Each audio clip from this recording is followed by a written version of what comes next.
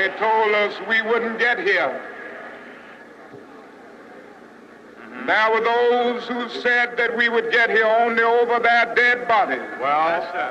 Talk. But all the world today knows that we are here and we are standing before the forces of power in the state of Alabama saying we ain't gonna let nobody turn us around. The Civil Rights Movement itself was one of the most important events in all of human history. It helped us march toward the beginning of equality, regardless of skin color. But there is a certain moment that was a catalyst for that result. Today, we will be talking about the Brown versus Board of Education case of 1952.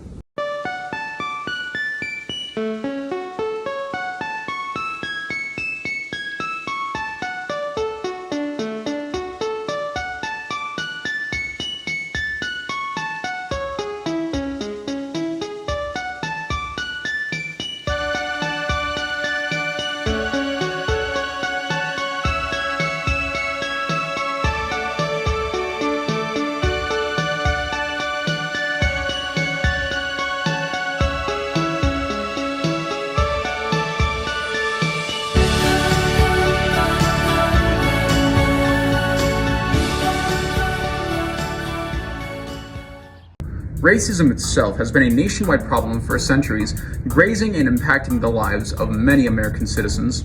Throughout much of the 20th century, racism was a national problem that was widespread almost across the entirety of the United States, which was being battled by the Civil Rights Movement.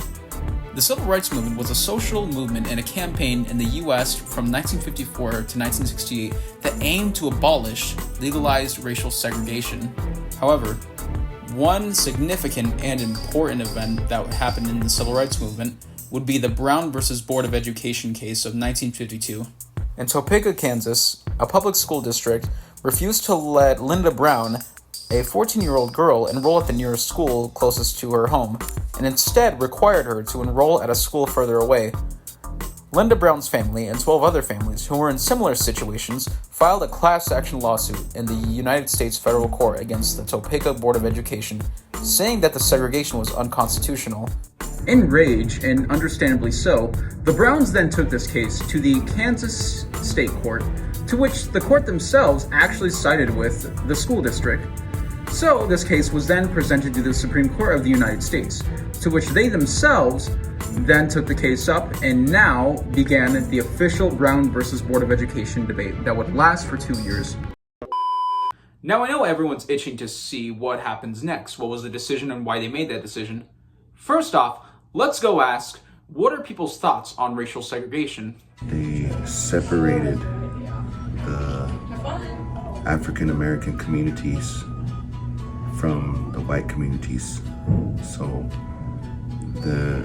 they were all black schools, and there was all black teachers, principals, and it went from grammar school to middle school to high school to college. Honestly, I believe segregation is just stupid, because why would you hate on someone just because their skin color is a different color? That wraps up interviews. Anyway, back to the documentary. Chaos arose in the House of Representatives and in the Senate. However, they all wanted to solve one question and wanted to solve one issue. Does segregation of children in schools based on race, even though the physical facilities may be equal, deprive the kids of minorities groups of equal educational opportunities? In other words, is racial segregation in school really necessary, or is it not? After a long and grueling 2 years of debating, the Supreme Court ruled all unanimously, 9-0, that segregation in schools are unconstitutional and should be abolished. The reason for this decision is because racial segregation in schools violated the 14th Amendment, which grants citizenship to all formerly enslaved people. This alone was a massive catalyst for the Civil Rights Movement and also helped to defeat the idea of separate but equal racist rules. It ruled that segregation was unconstitutional.